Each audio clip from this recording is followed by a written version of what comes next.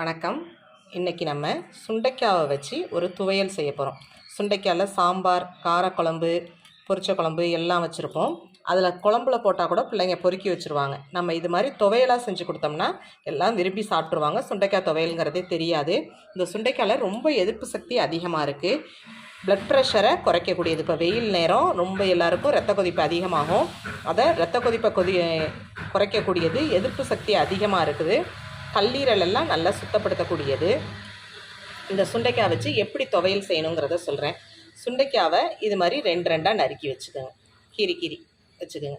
தட்டுனோம்னா இதில் உள்ள விதையெல்லாம் வெளியில் வந்துடும். அந்த விதையில தான் நிறைய சத்து இருக்குதுன்னு சொல்கிறாங்க. அதனால் அந்த சத்து வீணாகாமல் இருக்கிறதுக்கு இது மாதிரி நறுக்கிட்டோம்னா விதை வெளியில் போகாது. இது மாதிரி சுண்டைக்காவை நறுக்கி தண்ணியில் போட்டு வச்சுக்கோங்க. நம்ம வதக்கிற வரல இது தண்ணியிலேயே கிடக்கட்டும். அப்புறம் வேறு என்னென்ன வேணும்னா, ஒரு 2 டேபிள் ஸ்பூன் உளுத்தம்பருப்பு எடுத்திருக்கேன். அது கருப்பு உளுந்தாலும் சரி, வெள்ளை உளுந்தாலும் இருந்தாலும் சரி, 2 டேபிள் ஸ்பூன் உளுத்தம்பருப்பு எடுத்திருக்கேன். உங்களுக்கு சுண்டைக்காய்க்கு தகுந்த அளவு எடுத்துக்கோங்க. ஒரு 4 வரமிளகாய் எடுத்திருக்கேன். ஏன்னா லைட்டாக சுண்டைக்காயில் ஒரு கசப்பு தன்மை இருக்கும். மிளகாய் கொஞ்சம் கூட வச்சோம்னா நல்லா சுல்லுன்னு நல்லாயிருக்கும். ஒரு 4 பூண்டு பல், கொஞ்சமாக புளி. தேங்காய் நம்ம இஷ்டம்தான். வேணும்னா சேர்த்துக்கலாம், வேண்டானா சேர்க்க வேண்டாம். இதெல்லாம் வச்சு அரைச்சிட்டு அப்படியே இது ஒரு வாரத்துக்கிட்ட ஸ்டோர் பண்ணி வச்சு சாப்பிட்லாம். தேங்காய் போட்டோம்னா அப்போயே சாப்பிட்ற மாதிரி இருக்கும். நான் இன்றைக்கி தேங்காய் கொஞ்சம் போட்டு தான் அரைக்க போகிறேன். தேங்காய் போட்டு அரைக்கும் போது நல்ல டேஸ்ட்டு கொடுக்கும். தேங்காய் போட்டு அரைச்சாலும் ஃப்ரிட்ஜில் ஸ்டோர் பண்ணி வச்சு சாப்பிட்டுக்கலாம். தேங்காய் ஒரு 2 டேபிள் ஸ்பூன் அளவு எடுத்திருக்கேன். இப்போ ஒரு எண்ணெய் சட்டியில் கொஞ்சமாக நல்லெண்ணெய் ஊற்றிக்கோங்க. நல்லெண்ணெய் இல்லைனாலும் உங்கள்கிட்ட கடலெண்ணெய் எது இருக்கோ ஊற்றிக்கிட்டு இப்போ உளுத்தம்பருப்பை போட்டுருவோம். உளுத்தம்பருப்பு நல்லா செவந்து வரணும்.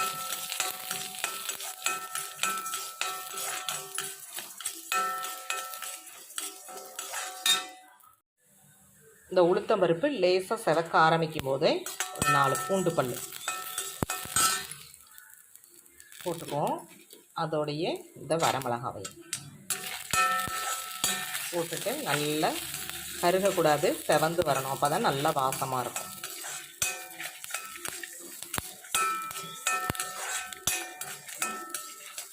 இப்போ இதை செவந்து வந்தோடனே இதை ஒரு தட்டில் எடுத்து வச்சுருவோம். வறுத்து எடுத்து வச்சுட்டேன். இது நல்லா ஆறட்டும்.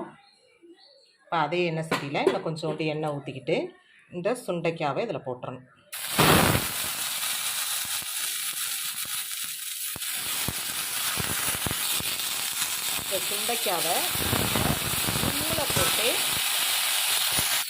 இந்த சுண்டைக்காவை சிம்மில் போட்டே வதக்குங்க.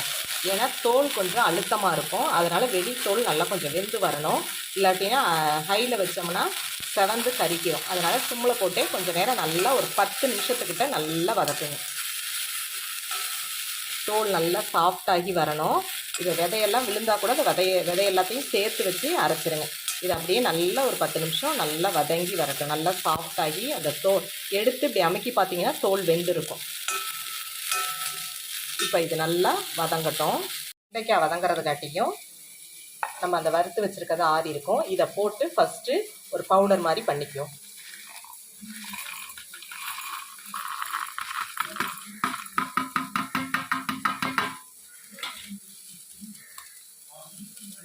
கொஞ்சமாக உப்பு போட்டு இதை ஃபஸ்ட்டு ஒரு 2 சுற்றி எடுத்துகிட்டு வந்துடலாம்.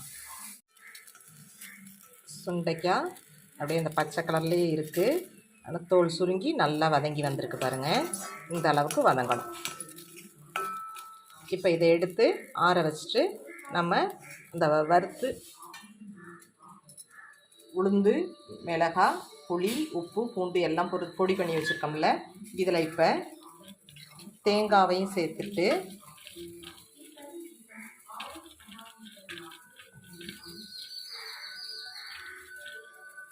இதை வதக்கி வச்சுருக்க சுண்டைக்காவையும் சேர்த்துக்கணும்.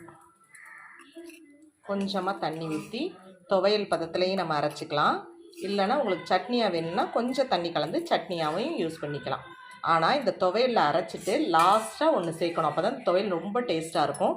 என்ன சேர்க்கணுங்கிறத நான் சொல்கிறேன். ஃபஸ்ட்டு இதை அரைச்சி எடுத்துகிட்டு வந்துடுவோம். துவையில் அரைச்சி எடுத்துகிட்டு வந்துட்டேன். இது மாதிரி கொஞ்சம் கொரப்பாக அரைக்கணும். அப்போ தான் நல்லாயிருக்கும். இப்போ லாஸ்ட்டாக இதில் ஒன்று போட்டு அரைக்கணும்னு சொன்னல, அது என்னங்கிறத இப்போ பார்ப்போம். அது போட்டு அரைக்கும் போது ரொம்ப டேஸ்ட்டாக இருக்கும். போடாமல் இருக்கலாம், உங்கள்கிட்ட இல்லைன்னா போட்டு அரைச்சோம்னா ரொம்ப நல்லாயிருக்கும். வெங்காய வடகம் இது கடைங்கள்லேயும் விற்கும், வீட்லேயும் போட்டு வச்சுக்கலாம். இது நாங்கள் வீட்டிலேயே போட்டு வச்சுருக்கோம். இந்த வெங்காய வடகம் கொஞ்சமாக எடுத்துக்கோங்க. கொஞ்சமாக எடுத்து எண்ணெய் செட்டில் எண்ணெய் ஊற்றி இதை போட்டிங்கன்னா நல்லா பொரிஞ்சு வரும், நல்ல வாசமாக இருக்கும். பொரிஞ்சு வந்தோடனே இதை இப்போ எடுத்து போட்டு ஒரு சுற்று கரெக்டாக, கருக விட்டுறக்கூடாது, வாசம் போயிடும்.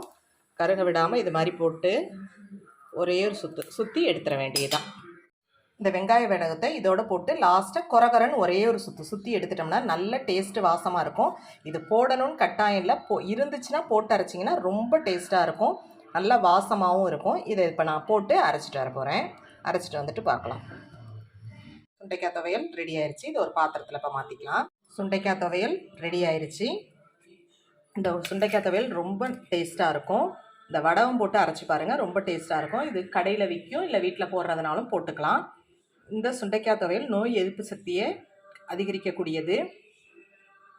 இந்த சுண்டைக்காய் துவையல் உங்களுக்கு பிடிச்சிருந்துச்சுன்னா லைக் பண்ணுங்கள், ஷேர் பண்ணுங்கள், கமெண்ட் பண்ணுங்கள், சப்ஸ்கிரைப் பண்ணுங்கள். மறக்காமல் பெல் பட்டனை கிளிக் பண்ணுங்கள். தேங்க்யூ.